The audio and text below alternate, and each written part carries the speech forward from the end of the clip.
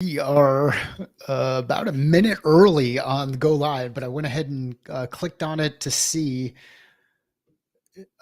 give people a little bit of time and also to play around with some settings. I look very orange today. I changed the lighting. You can see it pop up if I move the wrong way on the whiteboard.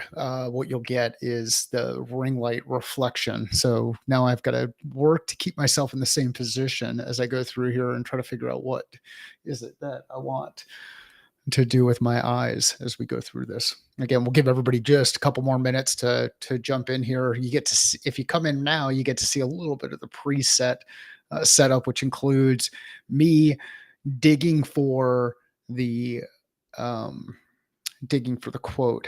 God, and I have got to figure out how to have a better face on when I click live because I absolutely look lost in these things. Anyhow, it is 9:30 Pacific.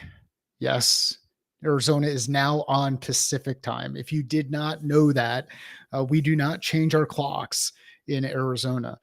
We are a bit more evolved than the rest of the folks out there in that we keep our clocks the same year round, which means I gain an hour or lose an hour with some friends and clients depending on the time of year. And to make it even more confusing, when I do some work overseas, you end up getting uh, different times of the year where time zones change. So anyhow, in Arizona, we do not change our clocks. We are now on Pacific time.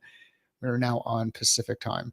The quote that I shared this morning from to really continue this theme around confidence is: never underestimate the power of a small group of committed people to change the world. In fact, it's the only thing that ever has. Margaret Mead. Now, we can go back through time and find small groups of people who've led to amazing things happening in the world, amazing changes happening. And I think this is one of those things where when we start to talk about teams and leading teams and helping teams gain a level of confidence, it's really important to remind them, hey, there's a lot that can be done with a small group of committed people, a small group of committed people. So last week we talked a bit about confidence and what that looks like. What's the equation for confidence? Well, the equation I shared last week was trust times awareness. Well, how does that apply to team? Well, if you want to build trust among your team or build trust, one thing you have to do is understand, can your team actually do the work that's necessary? Do they know what to do? Do they have the knowledge? Do they have the capability? If they don't have the knowledge and the capability, it's hard to trust your team that they're going to get the work done that needs to be done. However, if you know that they don't have the knowledge or the capability, then you can address that. You can address that with training. You can address it with coaching. There are a number of different ways that you can improve knowledge and capability among your team.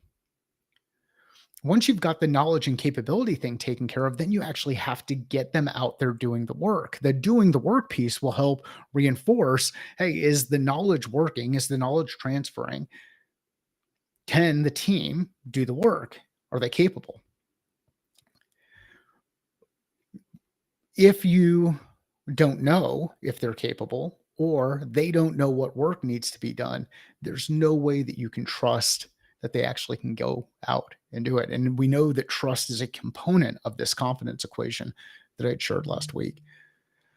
Now, what about on the other side of it? So once you know and you start doing, then what is it that you need in order to improve confidence? Well, this is where awareness comes in. And once you watch the team do things, put the things into practice that you're discussing with them, that you've shared with them, that you're coaching them on, that you're guiding them on, that you're implementing inside your organization, then you have to assess what's happening with that work, and not assess from the standpoint of constantly looking at ways to correct, but looking at ways to understand what is that actual capability? How has that shifted to putting it into practice? So, if we were to look at this again from an equation perspective, we have the trust built through both knowing what to do and then going out and doing it. And then we have the awareness piece built through doing it and then assessing it. If you can hit on both sides, you'll be able to build confidence inside the team. And as you do it more times, you'll build confidence across the team. So never underestimate the power of a small group of committed people to change the world. In fact, it's the only thing that ever has. And in order to be able to do that, you've got to know where you're focused, start doing the things that you're focused on, and then assessing the things that you've done. Because sometimes we might work really, really hard doing a lot of things, but we might be doing the wrong things. We might still be missing on those things. Assessment is a critical component. I'll give a couple more seconds here to see if anybody shows up in the comments. Right now, I am not seeing anybody in the comments, which means I'm probably going to go ahead and just wrap up the session a little bit early. We are at 6 minutes and 45 seconds. We'll let this thing go for till about just a little bit after 7 minutes. And again, we're messing around and playing around with timelines to figure out the best time. This is a good time for the East Coast, I think, because it's right around that lunch period, just as lunch is wrapping up. And on the West Coast, it is ideally after breakfast, those first couple of cups of coffee, the the meat of getting the early things done in your day, so you've got some time to focus on self and focus on teams.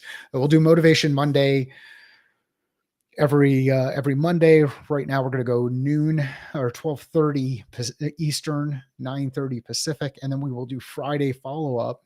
We'll go through and recap the week every Friday at the same time. Thanks, and have an awesome day.